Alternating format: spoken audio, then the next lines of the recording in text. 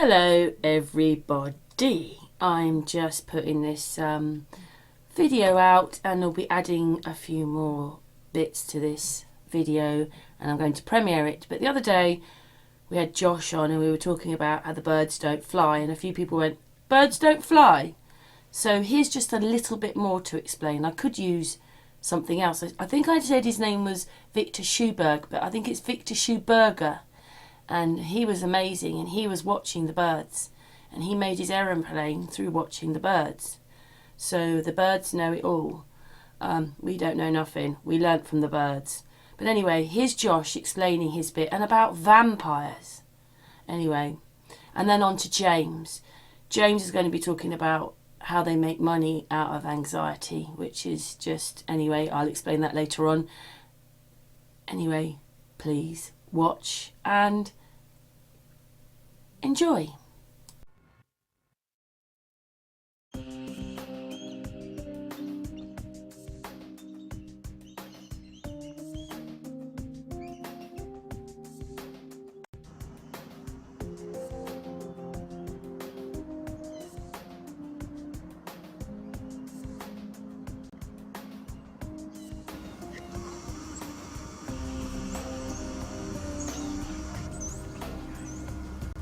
Birds don't fly tree to tree. They sail, finding the next power station to charge. They're not resting. They're charging, collecting the electrical charge from the trees for flight.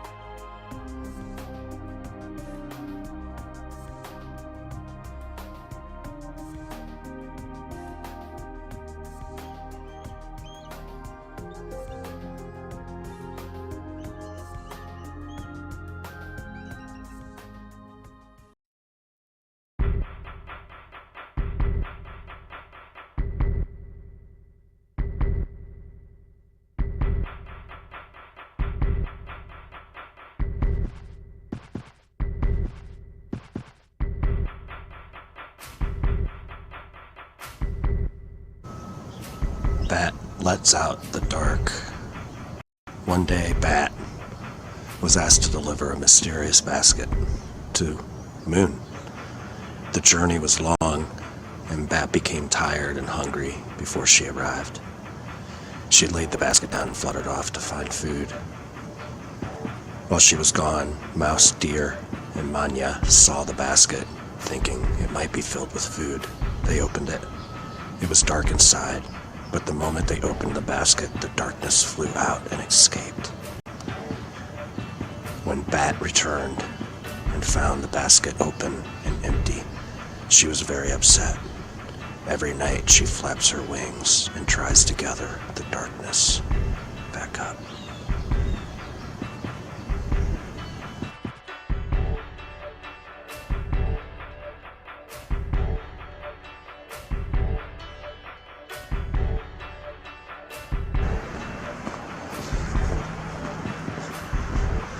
And then Earth.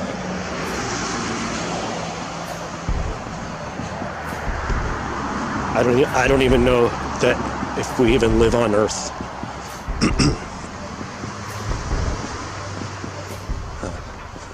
This could just be a place that they've constructed and built for their farming system.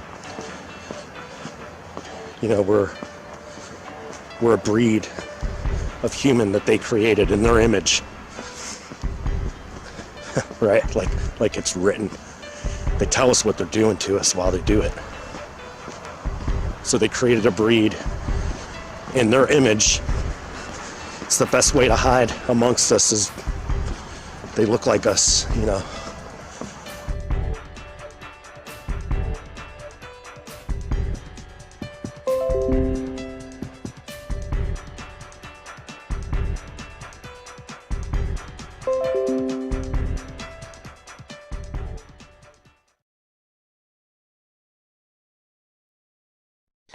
Hello everybody, I'd like to introduce to you James. James lives in New Zealand. Now, nobody's told him this. He's just worked this out for himself. And what he understands, because he's a very articulate person with his words, and he's understood that words are spells, etc., etc., that what we call wisdom is really someone else's, and now yours, anxiety. What I mean is, you think that you are saying wisdom, words, but you're not. All you're really doing is giving people your anxiety. And anyway, James is going to explain that now. What James has worked out is that anxiety is a big money making machine, because look at all the things that you need to deal with anxiety. Programs on the telly, medication, going to the doctors, days off work, whatever it is. This whole thing about anxiety has a whole thing where people are making money out of the people, and this is James explaining it.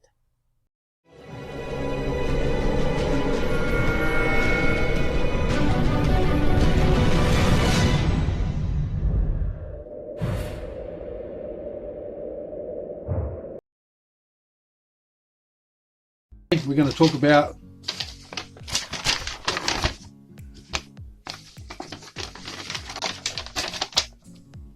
the revelation of the 8 laws. Now, this isn't the reality of the 8 laws is this doesn't take effect until we start speaking. Okay? Now, before a person starts speaking, they learn speech, but they learn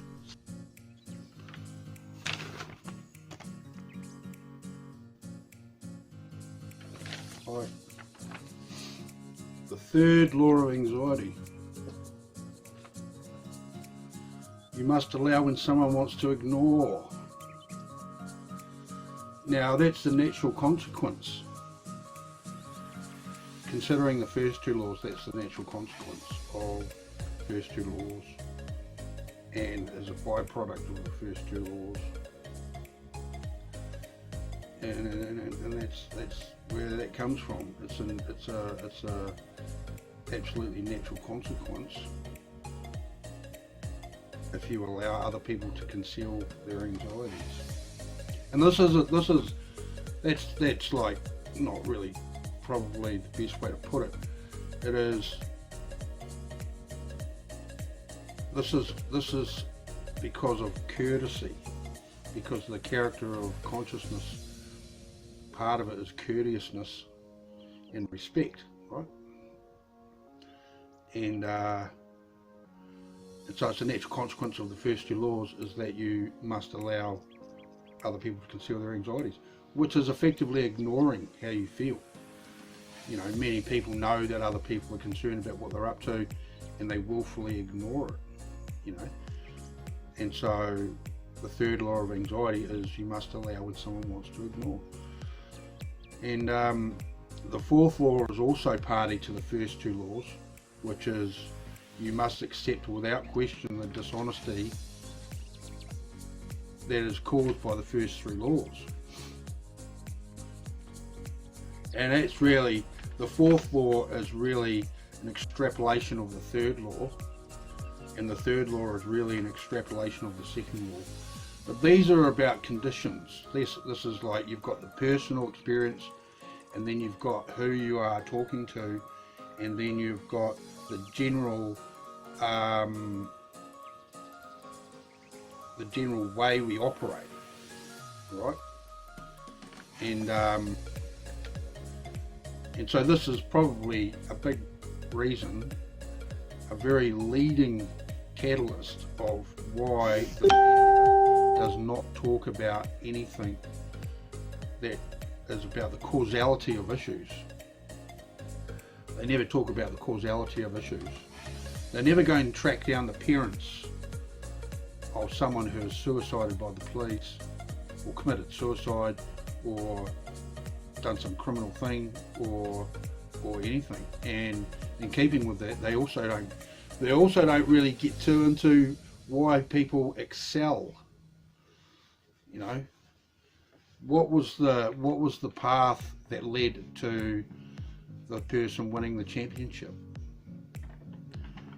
What was the philosophy during the path? You know, there's nothing of this in our, you know, in conventional wisdom. There's very little attention of this, and that's because of the fourth law. And so that's the fourth law, the third law, the second law, and the first law of anxiety. And this is how it manifests as a political thing. But this is actually the singular experience consciousness has when it's been hijacked with anxiety, hijacked by anxiety. And because we actually function on all those levels all at the same time. You know, so the big lie one of the big lies of civilization is that, oh, communism's evil, socialism's stupid, democracy is amazing, you know. Democracy facilitates capitalism, but the big lie of it all of the whole logic of the political sphere is that every single person has a different perspective of different things. Okay, so what I'm saying is we all have some opinion that would seem communist. We all have some opinion that would seem socialist. We all have some opinion about some things that is a democratic thing. So, and this is the thing of it. If someone's creating an artwork, like a car, or, you know, someone decides to do something, right? They mostly never do it by committee. They just have this thing they envision, and then they go and do it.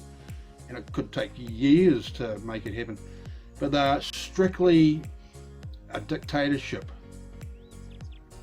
Okay, and that same person, when he's having a party, you know, he's in a social situation, he would be the first person to offer you a beer, which is a socialist thing, right?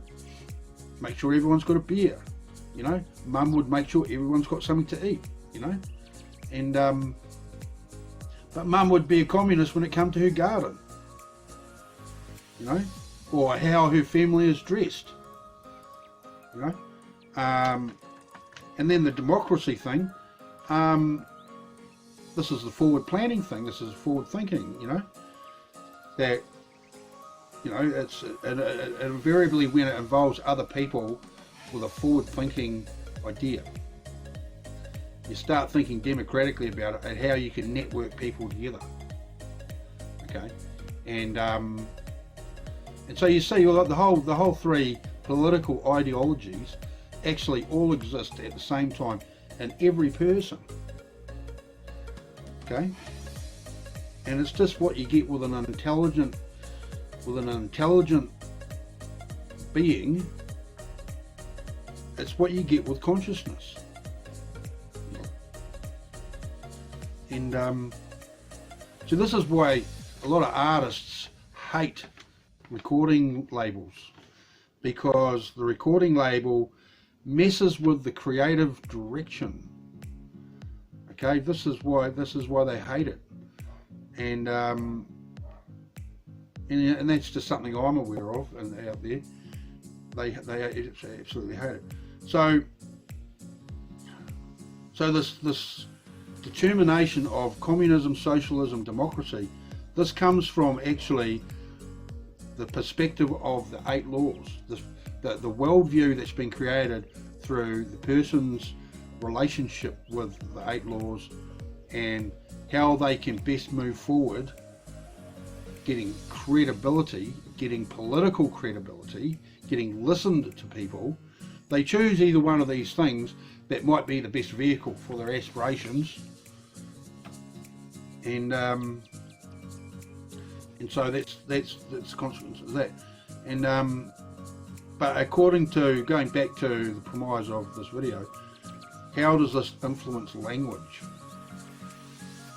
How does the fourth law of anxiety, which everyone has known for their whole lives, you must accept without question the dishonesty that is caused by the first three laws. And this is what you are and are not allowed to say.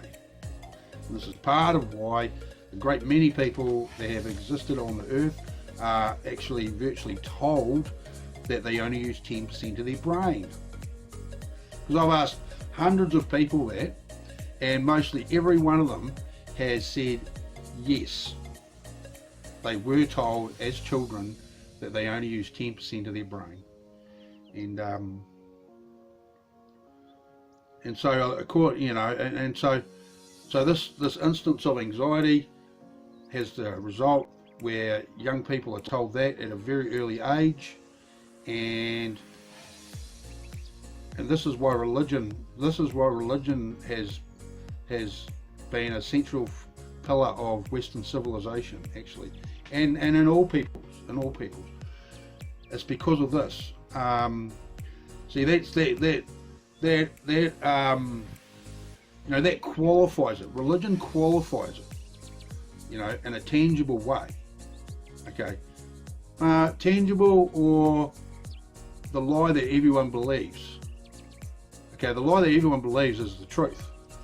If everyone believes it, it's true. And so this is the issue with it. And so really, religion is just a religion is just it's acting as anxiety, and then you've got all this logic, this hierarchy of logic that is handed down to people, and this one of the overlapping anti-tamper mechanisms is because of the culture shock event of birth, where the human being is because of this total freak accident, the human being is already on board with the idea of it at a conceptual level, at the quantum level of thought. So they're coming up with it from the quantum level of thought through this freak accident, and then we get on coming from the external, religion, people's relationships, the news media, because the little baby that does not have language, that does not possess language, listens to the news media, and the political optics of what the baby can hear when the baby does not possess language is that anxiety is wisdom and virtuous. I mean, that's why they're saying these things every day. You know, they sound like this every day. The tone of the voice is the same every day. And the political optics of that is that anxiety is wisdom and virtuous. And so you've got the instance there where they hear this tone that reflects that anxiety is wisdom, but then this repeated assertion all day, you know, and so this is an observation, okay? This is an observation that is credible, and so our children are nurtured and have always been nurtured. I mean, so yeah, anyway, so really the fourth law of anxiety, the first law of anxiety is in the individual situation. Second law of anxiety is when the individual is dealing with another person. The third law of anxiety is really a due diligence thing according to the first two. And the fourth law of anxiety is about the group. Okay, and that's how the political entity anxiety operates in each of those circumstances. And so this is the singular event, right? You're in bed, you're at home, watching the TV, thinking, then someone rings you up, okay, then you go and see someone tomorrow, and they say something, and then you actually walk away really unhappy, actually spiritually, because you're not allowed to actually talk about what you want to talk about. You're not allowed to even think about what you want to think about. You can't actually express your actual honest feelings.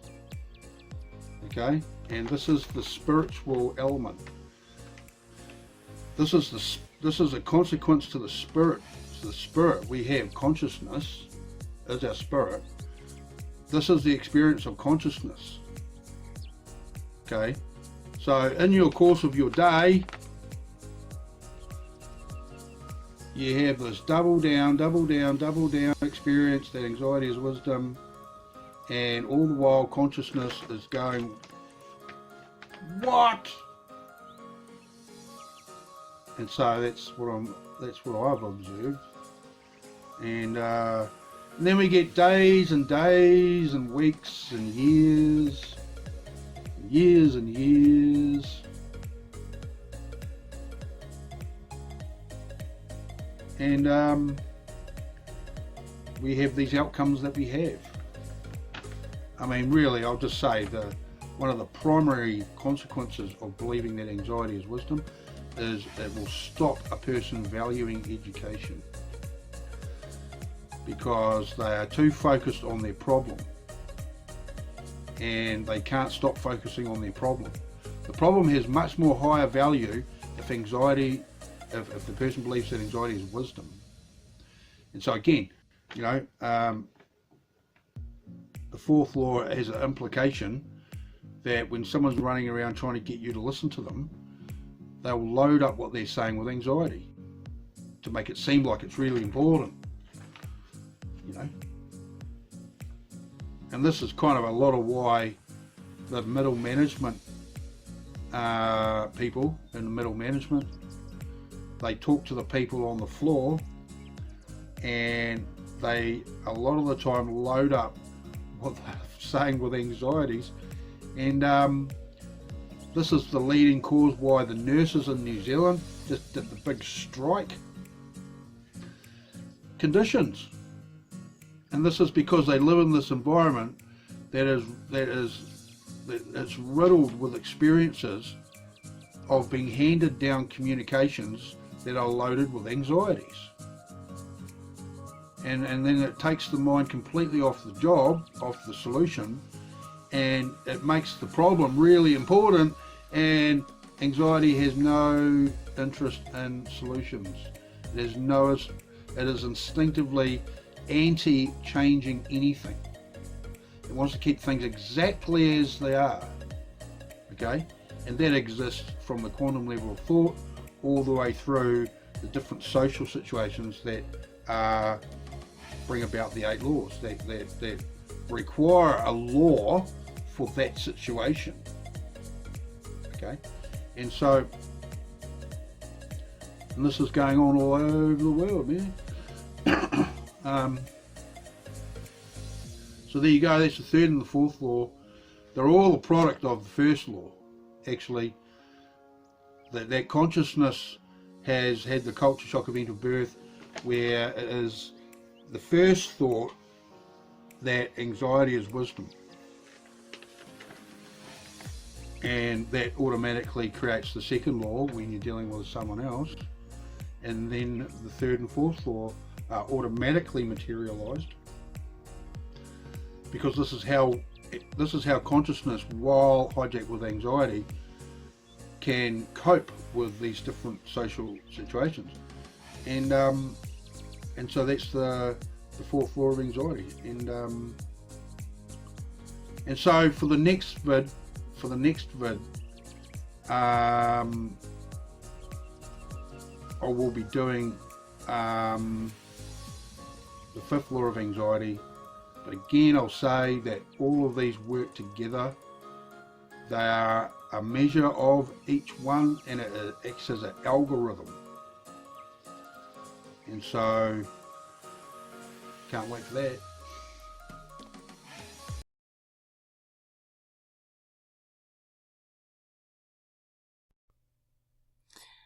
We met Robert the other day, and obviously we were at his house and we were sitting in his garden. But a part of Robert you didn't see is that every morning and every evening, And then even, that's for the sun, he goes down to the beach and he films the sun. He likes the moon as well, and he films the moon. But I just want you to watch what Robert films, looking over the sea, and actually see what's happening. Anyway, leave your comments below.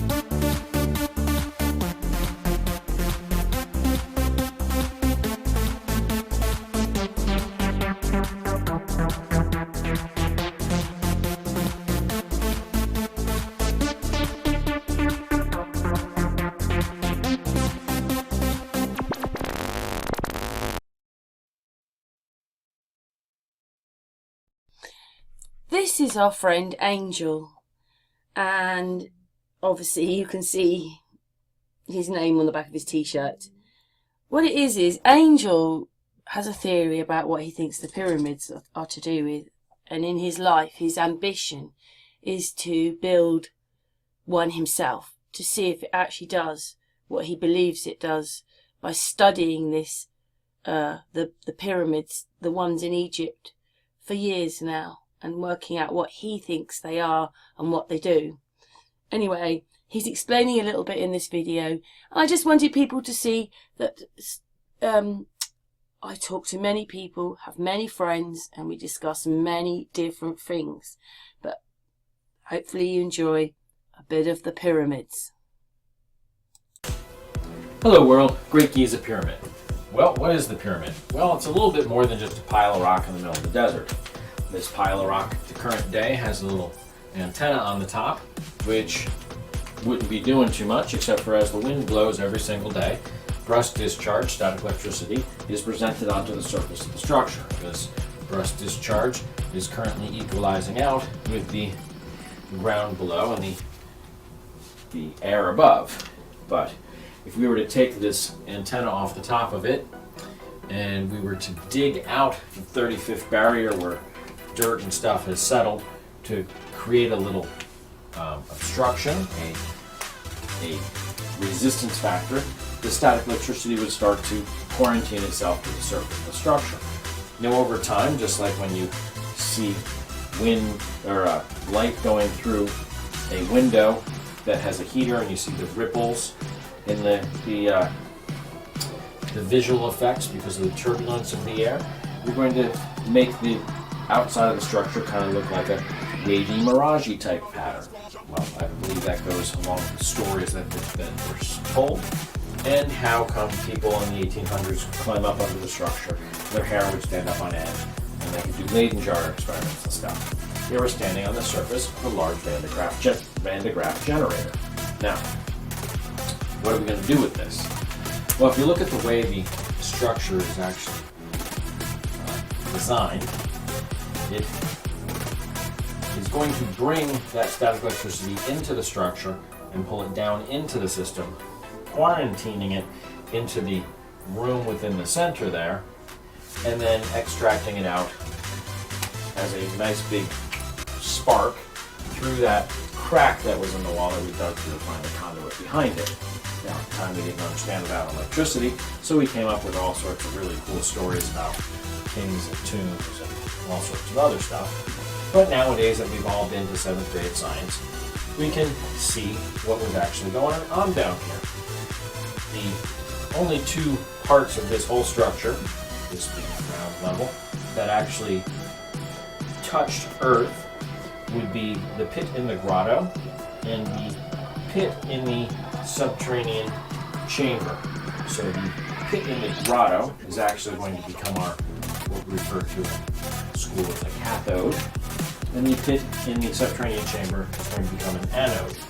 Now we do this with a little bit of science where we take the difference, just like how static electricity would make a little spark, it's the difference between one voltage potential and another, and we're going to be playing with the difference of the voltage potential of the structure next to it and the difference of the voltage potential of this structure here. Until the static electricity actually I don't think becomes a factor in this part of the equation because they're running the water through the conduits that are littered throughout the bottom of the Giza Plateau past this section and allowing for the transference of the voltage and doing it in such a way that this is going to become the anode. The oxygen is going to bubble up into the system and run out of the system and bubble up around the moat that's around the structure. The moat itself is going to be about a third of the way the height of the, what I like to refer to as the ark chamber, but historically called the Queen's Chamber as far as the tomb dogma goes. The water level within the structure is actually going to be maintained at just below what I didn't draw here, which is the pool that is within the structure. And what this is, how this is obtained is because as the water is running in through the loose fitting rocks to hide the entrance, it actually goes through a double bubbler scenario, and which brings the water, much like how the water in a toilet is maintained at a certain level, down to a level that would allow that pool to be below the surface, the water level outside of the structure. Now, that is going to be, you say, where does the water come from? Well, I guess you could say that. The oxygen, which is going out, like I said, going through there, actually going through the double bubbler, but providing a air pocket which will separate the system within the structure from any ambient voltage and situation outside the structure. You're isolating the structure. this is complemented. The hydrogen, which goes out the holes drilled in the southern wall, the one that supposedly are for the king to hide scrolls or whatever, that hydrogen actually comes up above the king's chamber into what they like to call the relieving chambers, where they find the seeds and the shells and dust, which were the impurities brought up with the updraft and deposited into there when the gas came to a slower, it came blowing out and became a slower gas, depositing its particulates.